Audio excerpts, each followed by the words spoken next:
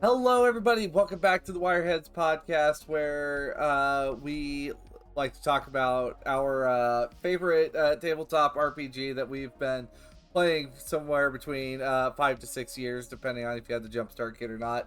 Anyway, I am your host, Diamond Dust. I am netrunning VTuber. I do a lot over here on Twitch, getting some stuff out there on YouTube. Happy Pride Month. By the way, I'm gonna add some gay to the fucking screen, on my screen at least. But You're already on your screen though. fuck, you're right. Anyway, anyway, that being said, I am joined by my co-host as always. Hi everybody, I'm Emmerron. I'm the other guy who works here that you may know, maybe some of you. We have had, again, we've had a week. It's another week in my personal life, in the middle of the metal life that we're all sharing in America right now, which is great. It's fine. Nothing's on fire, I promise. Also, Diamond got me this sick ally flag a few weeks ago. I think this has appeared in the background on an episode of the podcast. I think it was their last time, but if it wasn't, I need to call it out because I think it's really cool.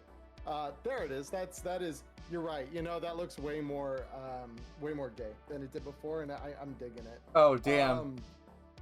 Oh yeah. So, but yeah, I am a professional GM, fairly primarily these days. I did in the last couple weeks, however, go back to my roots, as it were, as a YouTube creator, and put out a How to GM video on playing fair as the GM, and it is long. It is like an hour and a half, I think.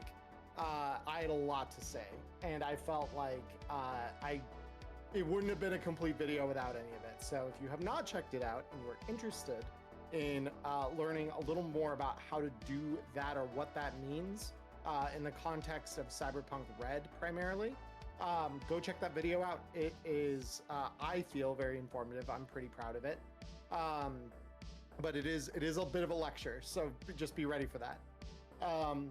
So Diamond, we've got this lovely topic that I had absolutely no part in naming. None at all. Oh, give yourself some credit. Yeah, I am very sarcastically. So we've got it. It's down there. So please tell our audience, what is the shape of the Night City skyline? What the hell does that mean?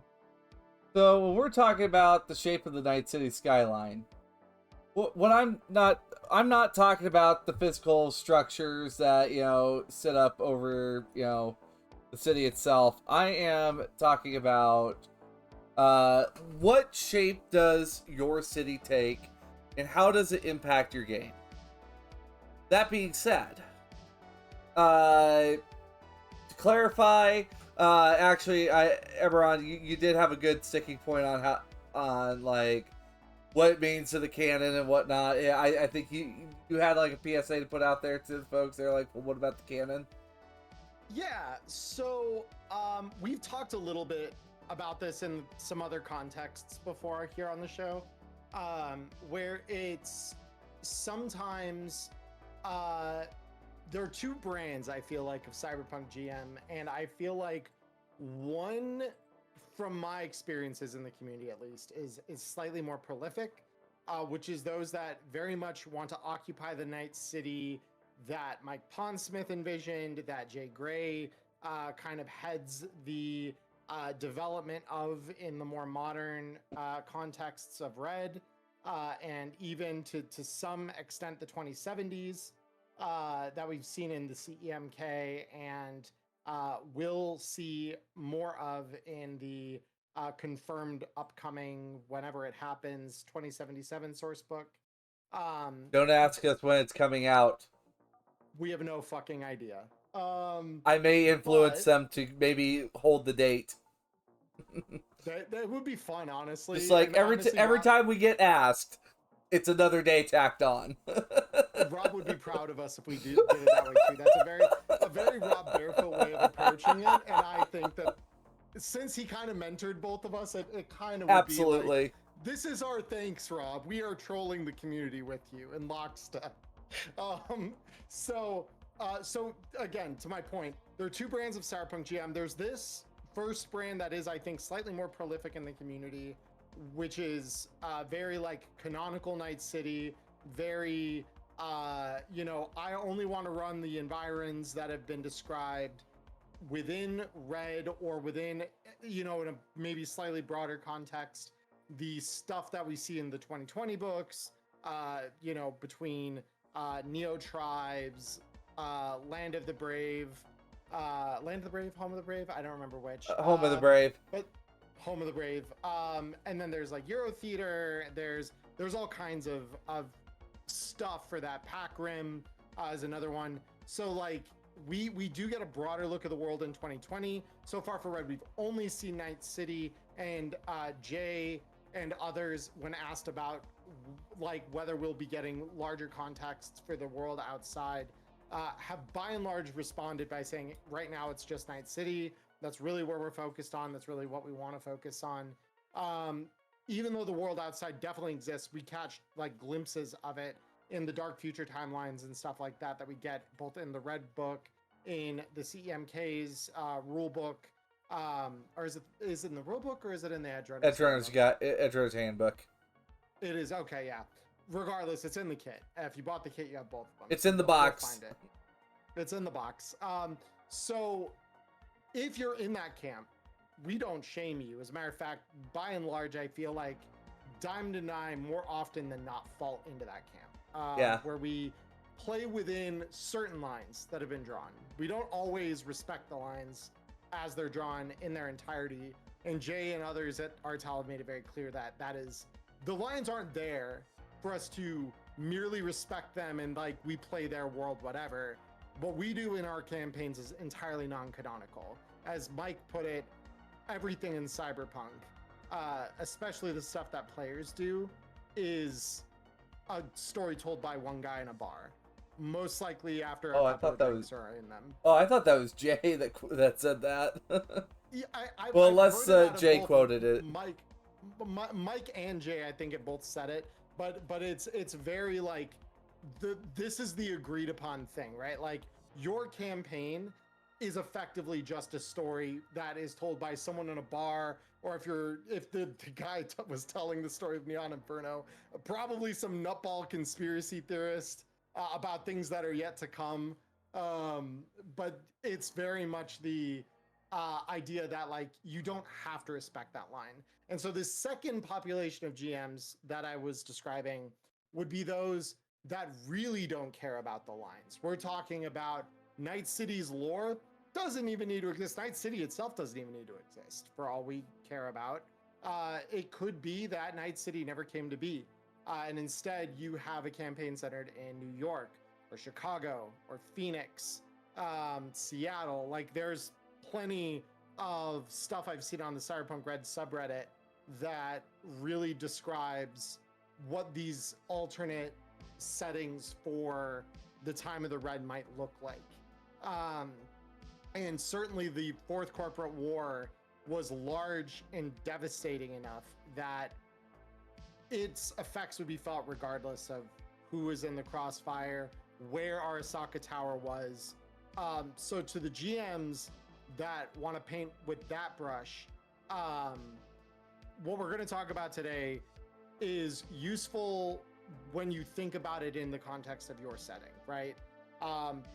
Because a lot of what we're about to talk about has to do with just the scenario, the building of a world around you. So with that caveat kind of made, Diamond, please tell further. What are we describing? Well, yeah, first off, thanks for the disclaimer and the PS. I do appreciate that you had that like on hand.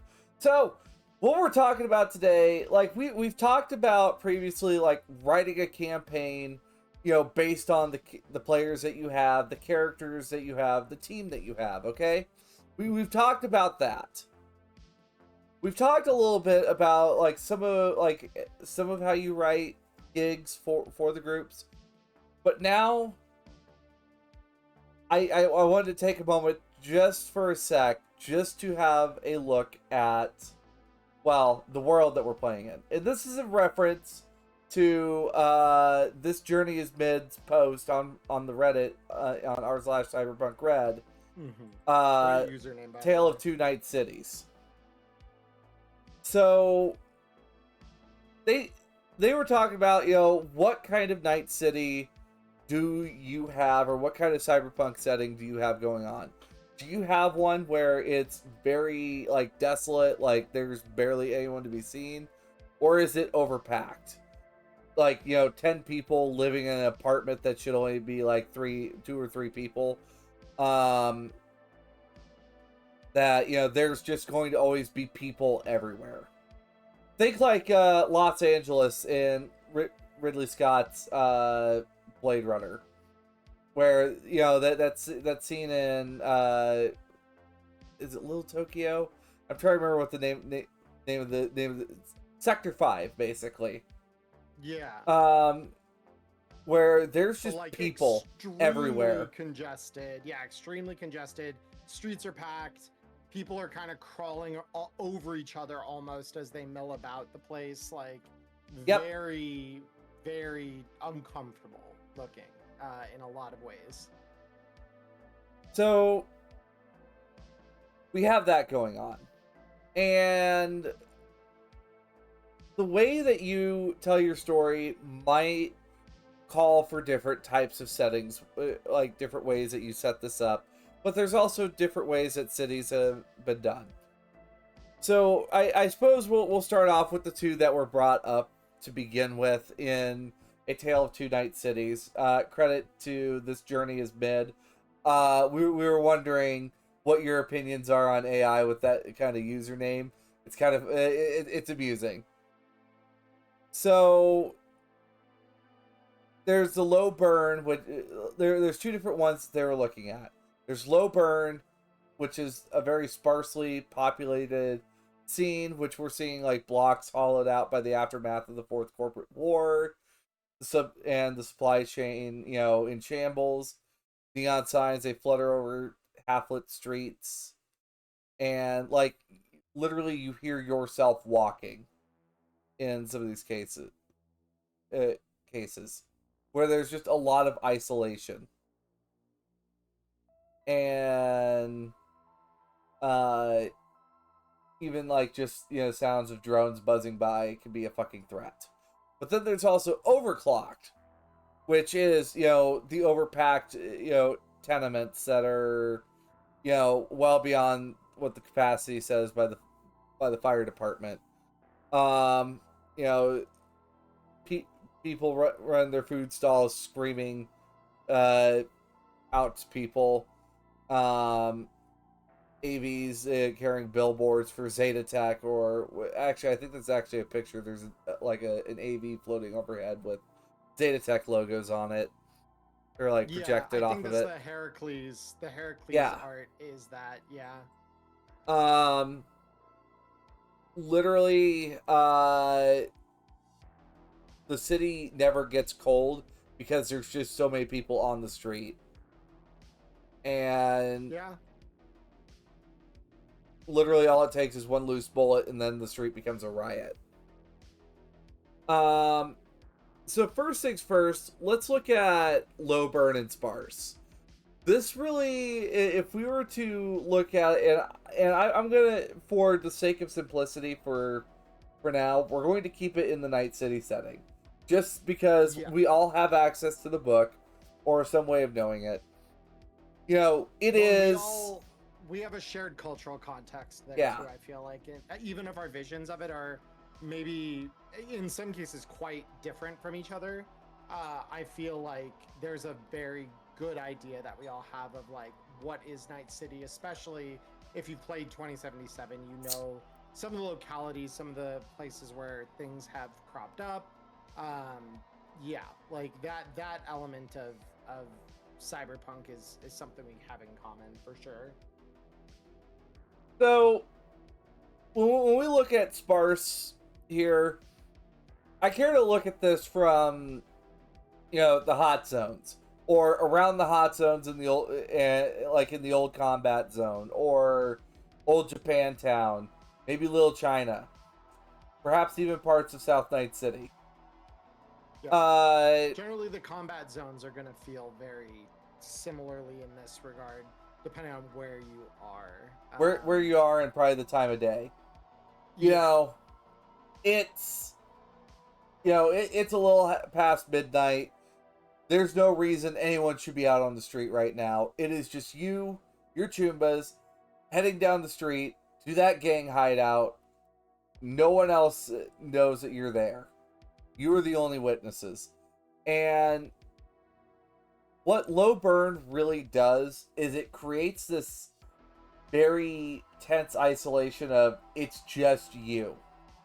And that could be a good thing, but it could also be a bad thing, because suddenly, what if it's not just you?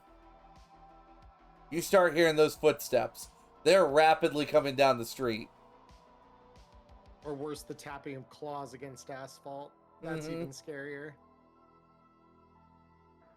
Fucking, then, you just walk into someone who's probably had their last bad day. And, have a nice little psycho encounter, if you would.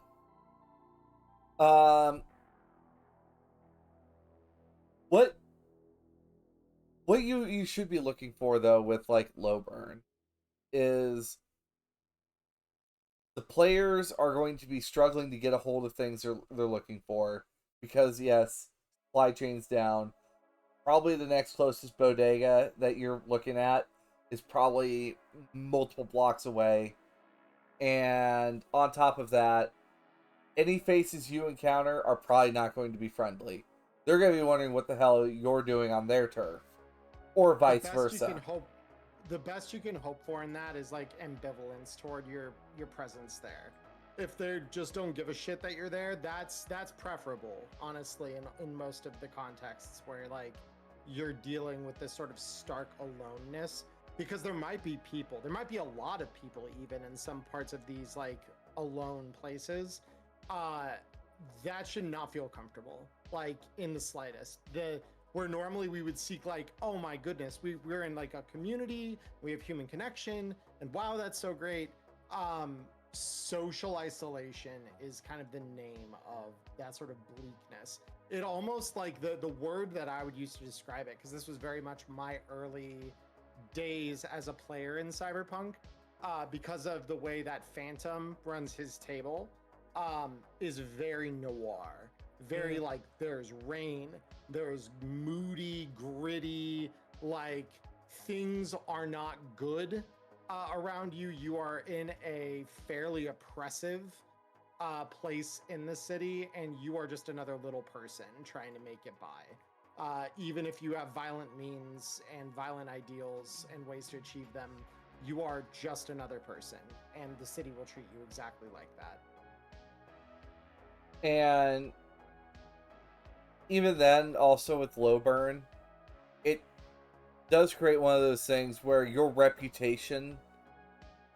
I feel like in low burn, reputation is a powerful tool, but like literally seeing someone and you recognize who that face is, it could really change how the scenario pans out.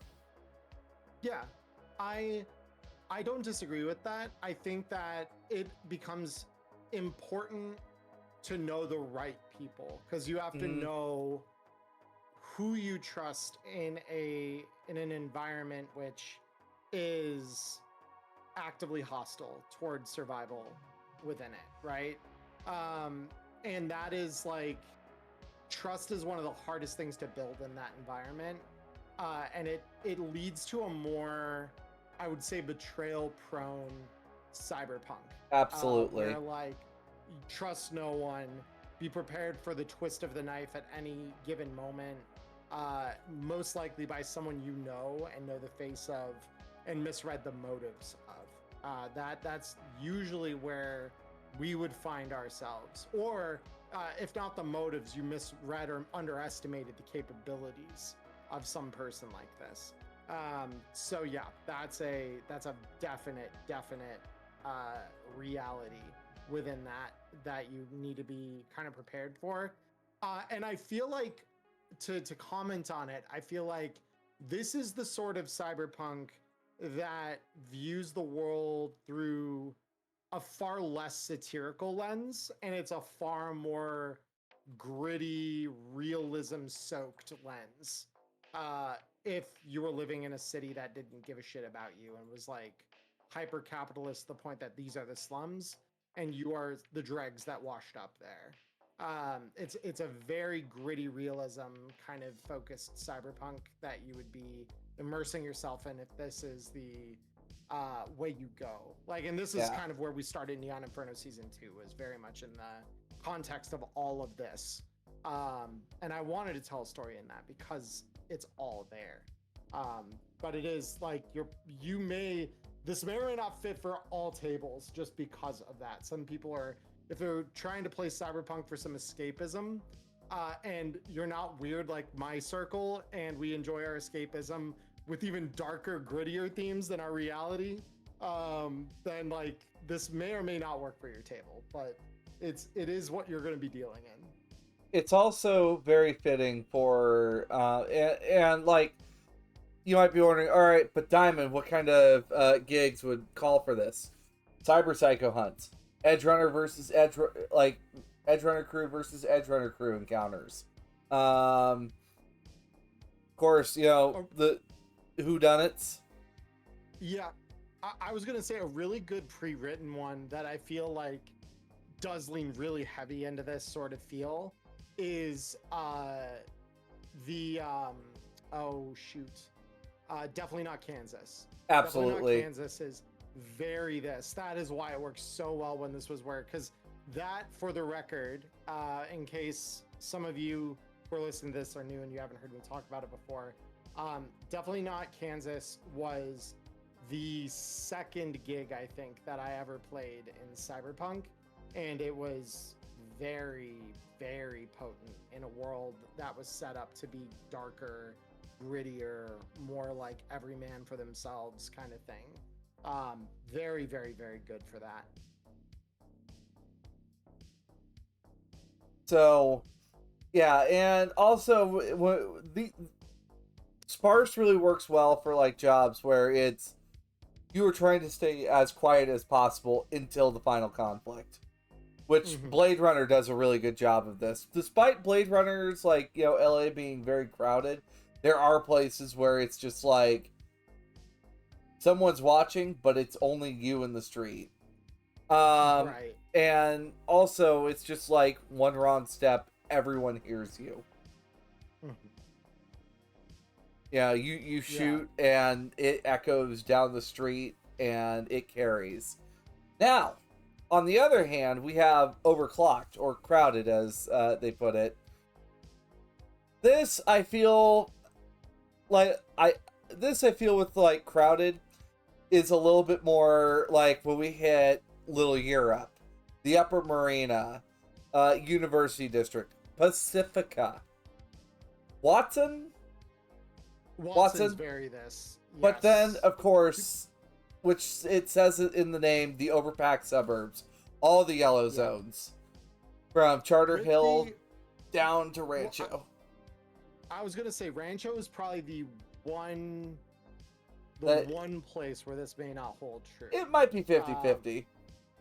It's probably 50-50 because it feels more like Rancho feels, the more we learn about it in full context of the rest of the city, like via the Atlas and stuff like that, Rancho feels more like the district that time left behind. And because of how resource poor and expensive it would be to change that it is for that district, it very much feels like this is the hot zone we chose. This is the hot zone that we elected to keep sparse, to keep underfunded, to keep impoverished. Like, whereas the hot zone in the center of the city is the blemish we want to wipe off of the face of the map. Because, like, the way I've painted Rancho Coronado is, yes, there are places like that are sparse, but then like you hit certain places where it's like communities that have set up in these apartment complexes, and there's bridges running between them, and like you've got hallways where there's just vendors at every turn trying to sell you something, whether it's stolen or not. Don't ask questions, it's yours now. Right. And you might hit like you might show up at a bunch of like you might hit an apartment complex area where it's just like, this is very much like you get hit with the smell of all these different spices, and it's like a bunch of the South Pacific cultures kind of blended together into this big massive community on its own. Of course, you got we do have minimalism where there is a large reclaimer culture there. But then that's kind of what's building the city out as we go further east, and even more east than south. But yeah, like as the city grows, it's not growing because there's new things being built. It's simply rediscovering and reintegrating a lot of this old building or infrastructure, things like that, and reintegrating that into the city. That is why we see so much of that, I think, in the 70s be like, just by and large, there's like not many tall buildings out there, because the few that were probably like at one point very standalone. Like those of you who live in cities in the Midwest probably know what this looks like, because I remember there being tons of this in Chicago, where you'd have like your central city hub, but then the further you got from it out into its suburbs and some of the it looks like a cone out, well, it would get into these very office parks built along the highway without much else around them.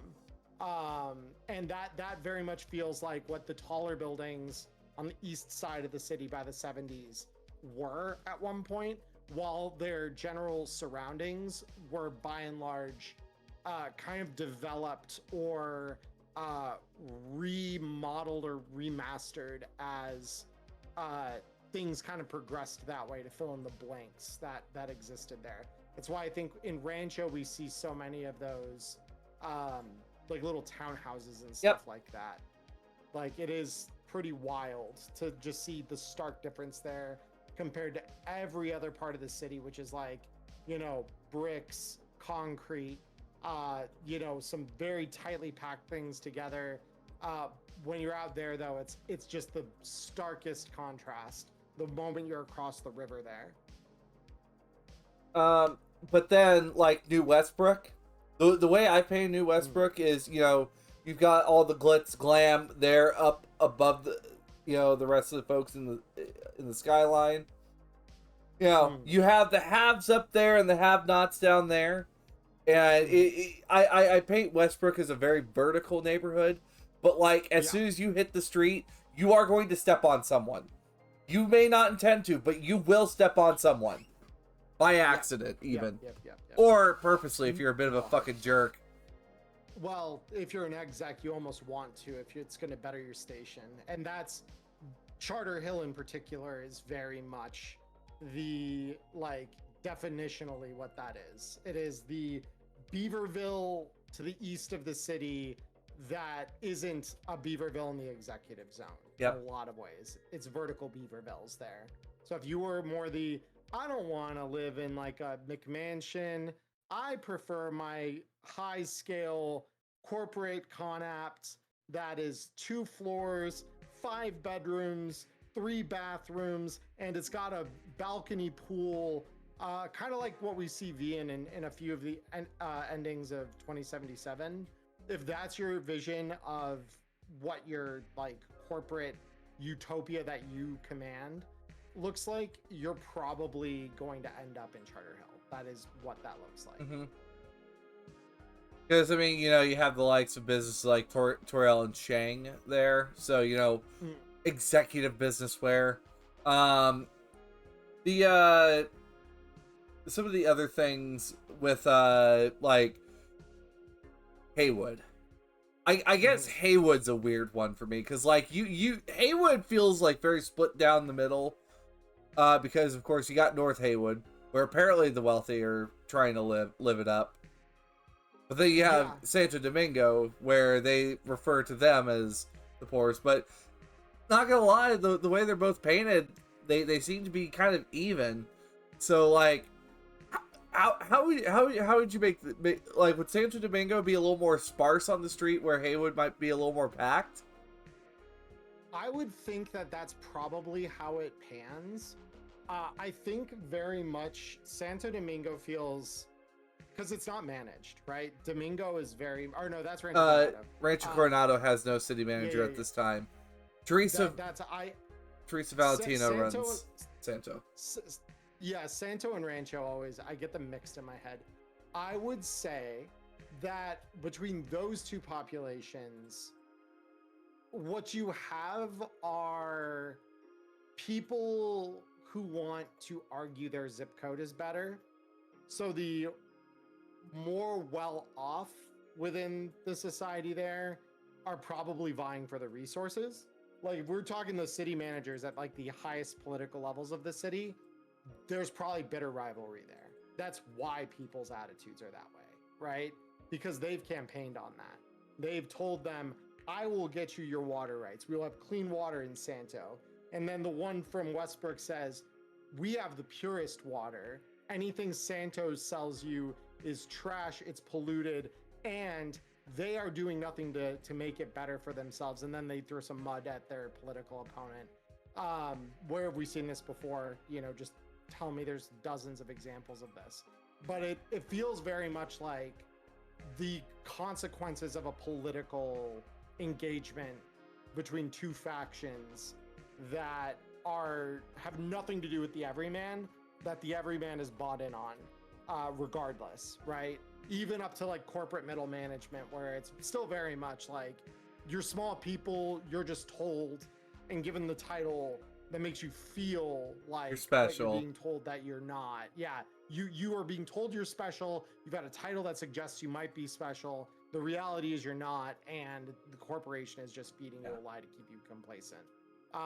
And that population, that population is by and large like, it suffuses that whole region. Both districts have a mix of all of that happening in with the cargo communities, the cube hotels. Like, we see a pretty great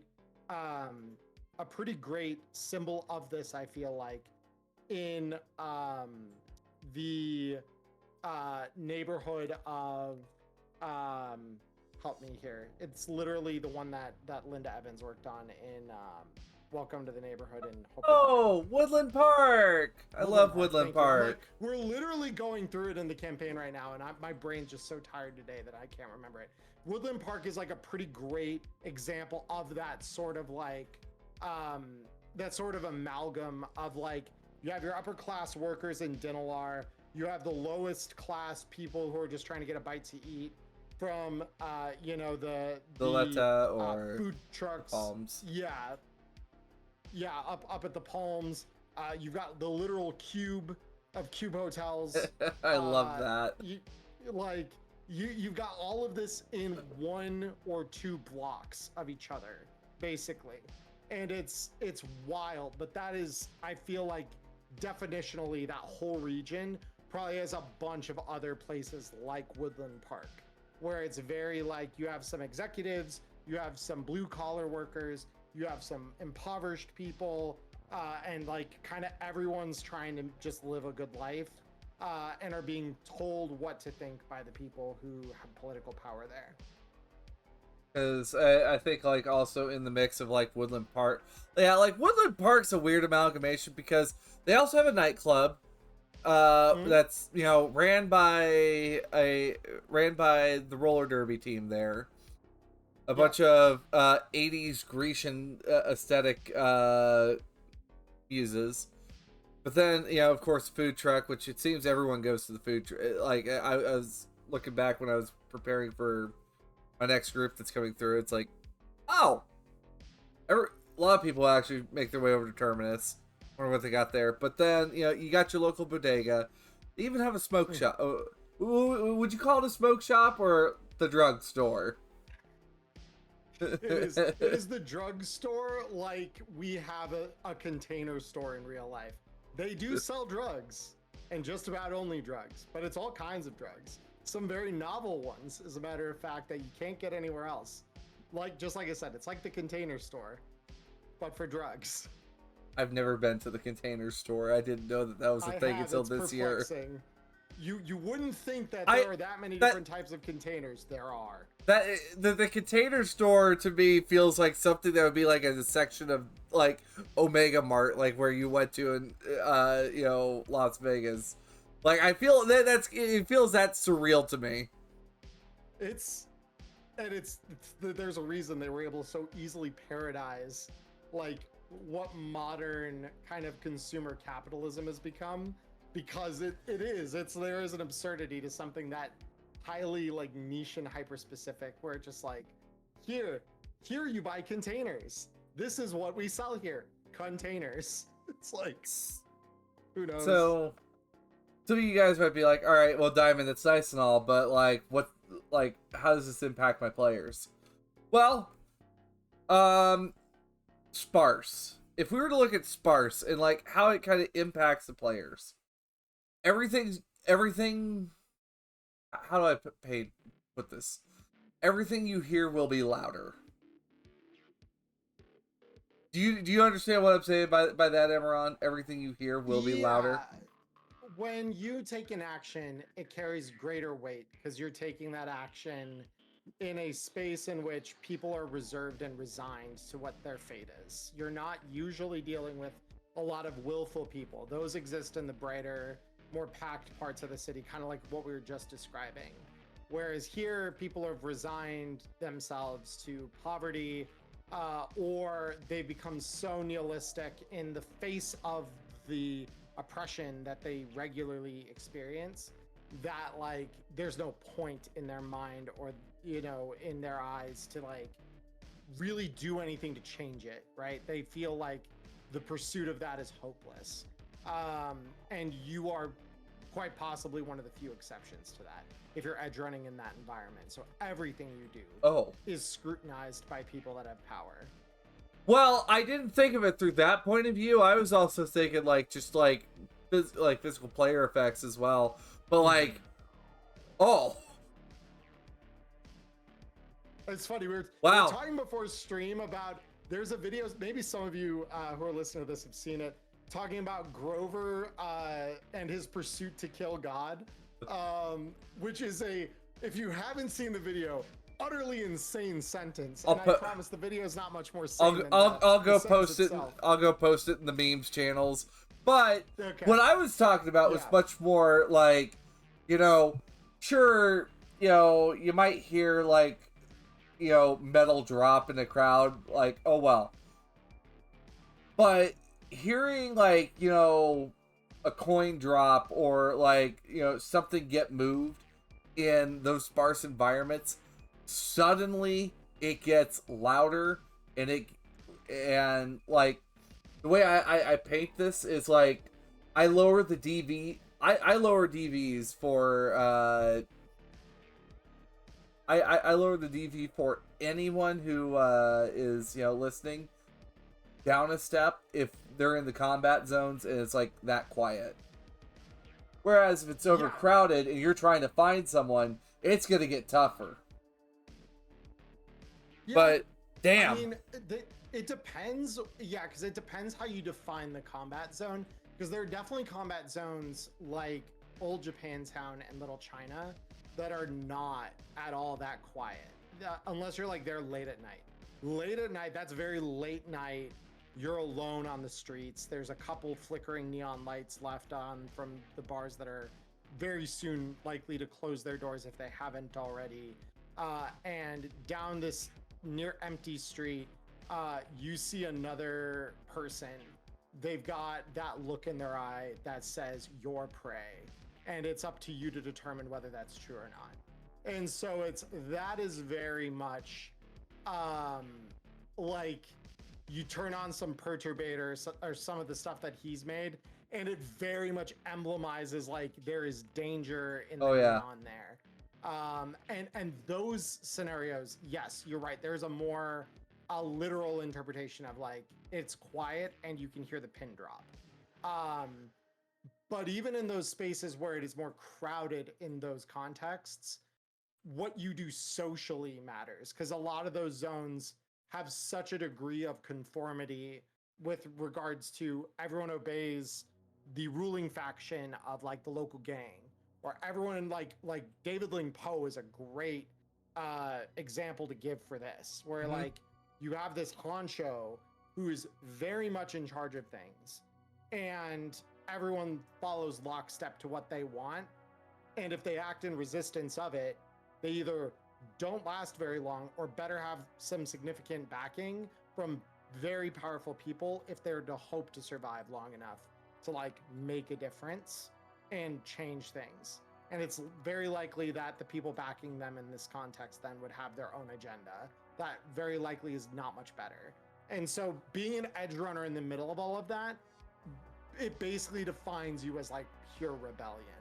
This is where you accept that your life expectancy, probably the moment you chose to do that, got shortened to the context of months, not years, because in the end, you're not expected to survive what's coming for you from one of either of those sides, or maybe both of them. They might agree to take you out, which is the real fun part of combat zones. But yes, please continue. That's just to clarify what I meant by everything. That's very much what that turns into. One of the other things as well is like movement through these places. Like in sparse conditions, you know, you'll be able to freely run down the street without like really any interference whatsoever. But like in overcrowded, in like, you know, the overcrowded scene, and like my first thought that comes to mind whenever I think of overcrowded is I know here I am going back to Blade Runner talking about it, but that's like one of those movies that is just like that really works here. Is when Deckard is chasing after the first of the replicants that he finds, and well, yeah, go ahead. You know, he's having to fight the fucking crowd to catch up with her. Yes, because I was gonna say there's a really good second kind of look at a sort of semi-cyberpunk. It's not even semi-cyberpunk, it's fairly cyberpunk in Ready Player One's vision of the future.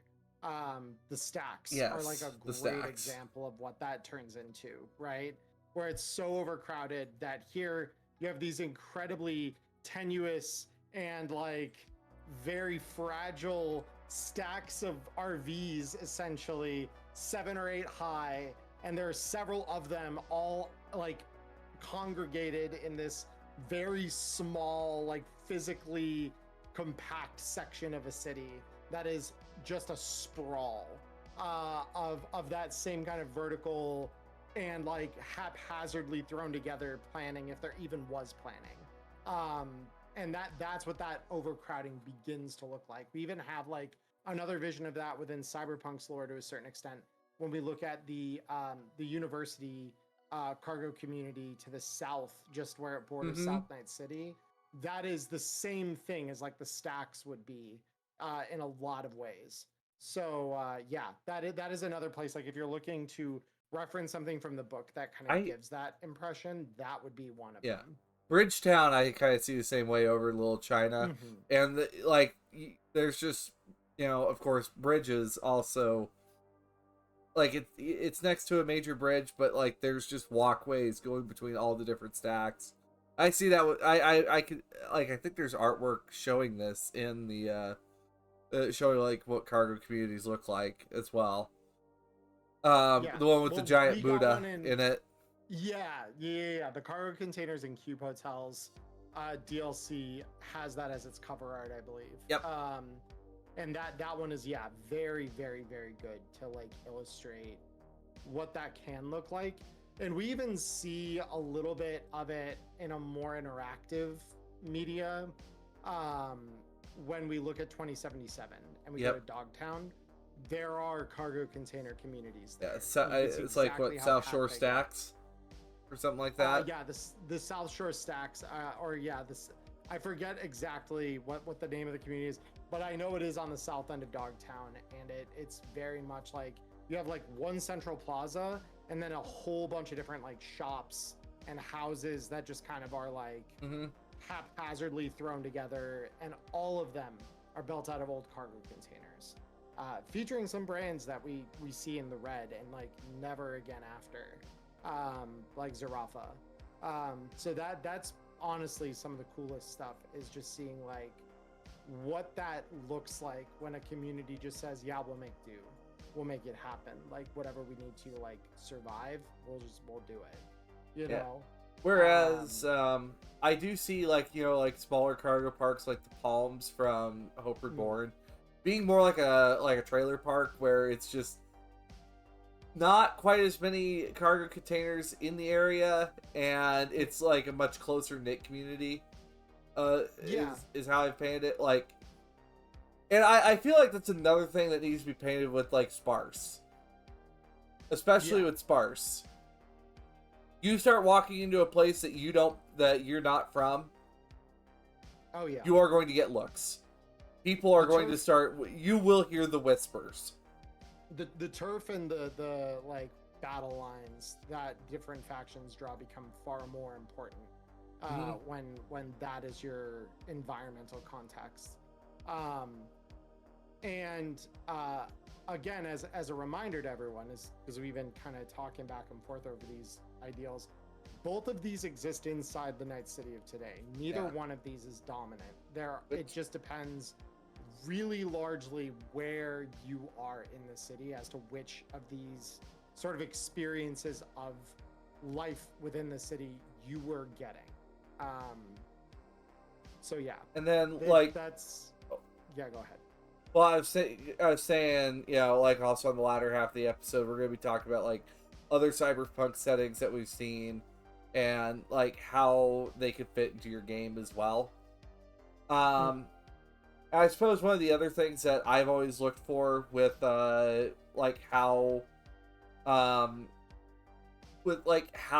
Skyline's shaped, one of the important things that you cannot lose is like with Cyberpunk RED, it's all about being on the street.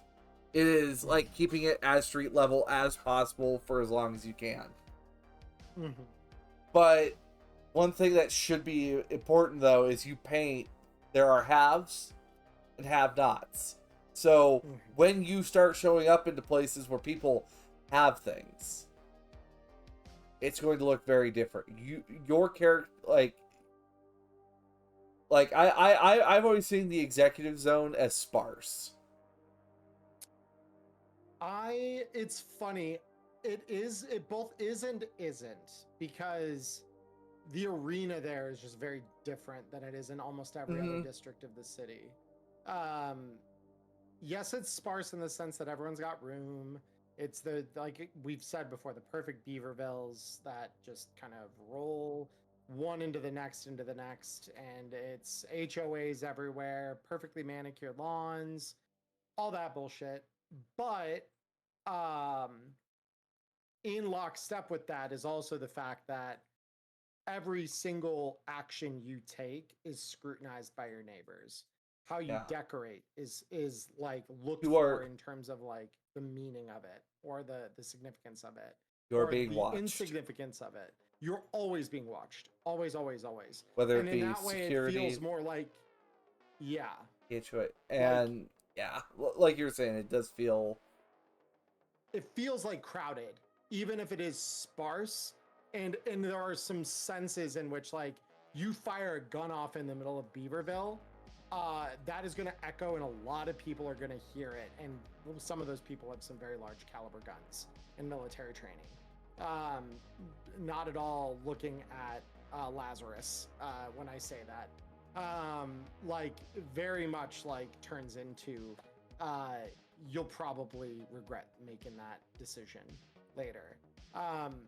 But yeah, it's very much a different kind of sparseness. It's more of a like, if you want a deeply psychological warfare kind of oriented problem solve thing that you're doing, there aren't a lot of places in Night City better suited for that than the Beaver Base of the Executive Zone.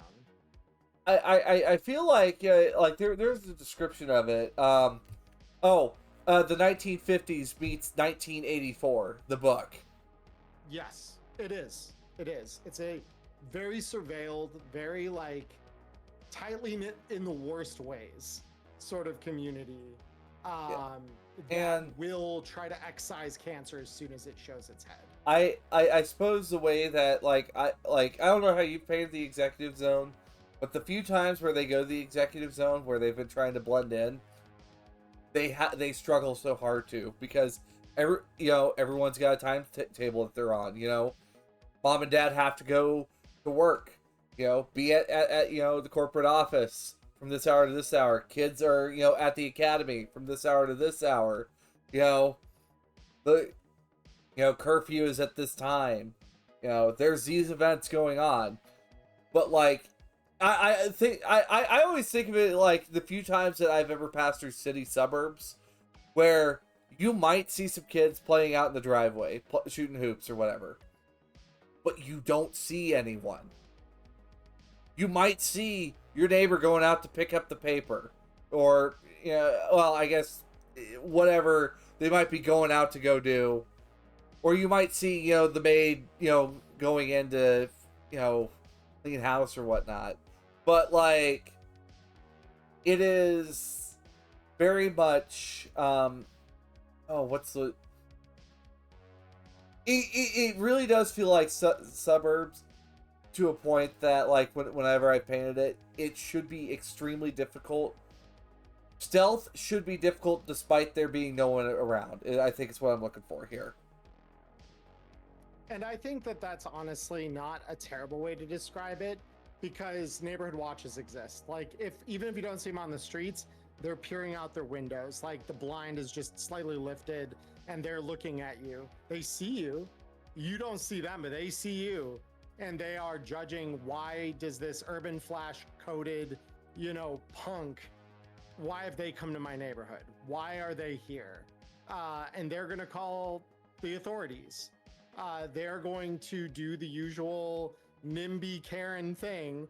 Just say, I'm scared for my life. There's a big man with scary tattoos and a big gun. I need someone down here right away. And they will send someone. Packing any non-concealable weapon, you are asking for a death sentence. I can, I've always considered, is it possible someone could go psycho in the Executive Zone and just, it's paranoia. It's not violence, it's paranoia. Oh, is Psycho Karen, Psycho Karen might be something that we need to produce. Okay, maybe not Psycho Karen, Psycho NIMBY. NIMBY Psycho. Her name is, her first name has got to be Karen. I think there is a Karen that runs that's a representative for the exec. What sec? I gotta confirm this now. I'm 99% sure you're right. I think that is their manager's name is Karen, which is, chef's kiss, guys. Artel, you nailed it with that. But no, I 100%, because cyberpsychosis, this is where I feel like cyberpsychosis gets such a weird, not undeserved, but it gets a very weird reputation that it turns every person that it touches into a psycho killer. And they become ultra violent. They are effectively roided out, oh my god, animalistic, and they will tear you limb from limb with their metal enhanced limbs. But that's not always what it is and how it presents. Sometimes, especially with people that are more socially reclusive, they turn into these very paranoid, will line their residences or businesses or wherever they are with traps active defenses, turrets, ATEX, sound foam. Like whatever they feel they need to stay safe. That's where we see, like in 77 even, there are some psychos that really encapsulate this, where we get the one that's hanging out at the edge of the city and he's got landmines all over his property. Yep. Like, that's one of those. There's another that is more within Pacifica. It's a Netrunner, and they've got a shitload of automated defenses. Mm-hmm. And yeah, they'll come out and they'll shoot at you, just like the guy in his ranch home at the edge of the city will. But they've got the front door guarded, and they don't want to engage you until it is absolutely necessary. In that case, now their paranoia has been like affirmed to them, right? Like they have affirmed that, nope, I was 100% right to be scared about this. I was 100% like, I saw what would happen, and here it is knocking on my door, not realizing that your paranoia and the psychosis that it is symptomatic of are the reasons I have come knocking. And it's this very like the tail wagging the dog, and it becomes very quickly, it turns into chicken egg, kind of like, okay, which was first, the paranoia or the psychosis? Yeah. So yeah, it's fun. City manager name, Doctor. None of the others have their titles, but this one is Doctor Karen Davies, who runs it. But yeah, I can imagine, but like, then we look to places like the Hot Zone, where anyone you encounter is a threat until they prove otherwise. It's one of those places that shoot first, ask questions after, if they're still alive. Yeah, if you're in the Hot Zone, you are by and large, it's almost like playing Escape from Tarkov. You're not friendly first. You're a threat first, friendly only after you've confirmed that you could be anything other than a threat. You have entered the dark zone. You have. I mean, it's very like, it is the pretty much the very much prototypical combat zone. It is like, if you were to pick a zone in the city where danger will come find you, and will shoot first and ask the questions after, the Hot Zone is it. That is exactly what it is. With the hot, and also like one of the other things that I like to paint with like sparse cyberpunk, this city will physically swallow you whole. Some parts of the city have been left to fall apart to the point that you fall in, you're never heard from again. All right. Yeah. Well, we're at the hour mark. Yeah, we are at the hour mark. I do think this is a good stopping point, because I know we're going to talk a little bit more about like other ways to structure your setting if you're using like something else. Yeah. Well, we'll talk a little bit about settings and like some of the alternatives, because we've discussed a couple here.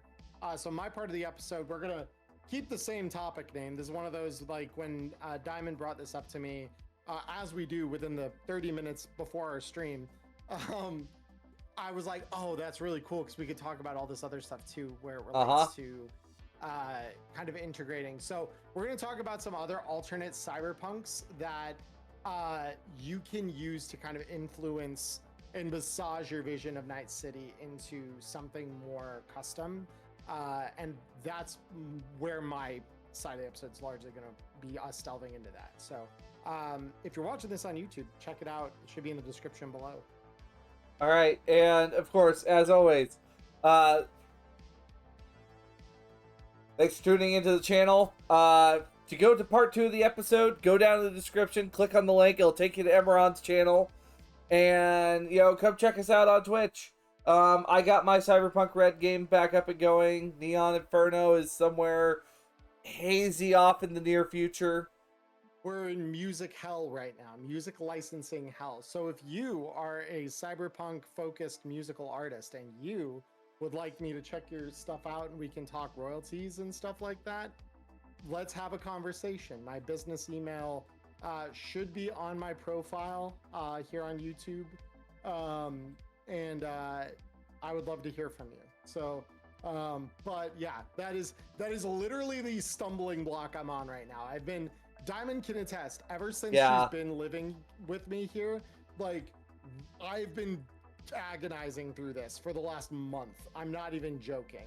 So yeah, it'll be coming as soon as I get that cleared up. You'll start seeing signs. Like, it's the content version of, if I ever won the lottery, I wouldn't say anything, but there would be signs. You'll know. All right, folks. With that, of course, as always, happy Pride Month, and for June, and we will see you in just a few short moments. I'm Diamond Dust, and I'm Emmerron. We'll see you soon. Bye-bye now. Bye-bye.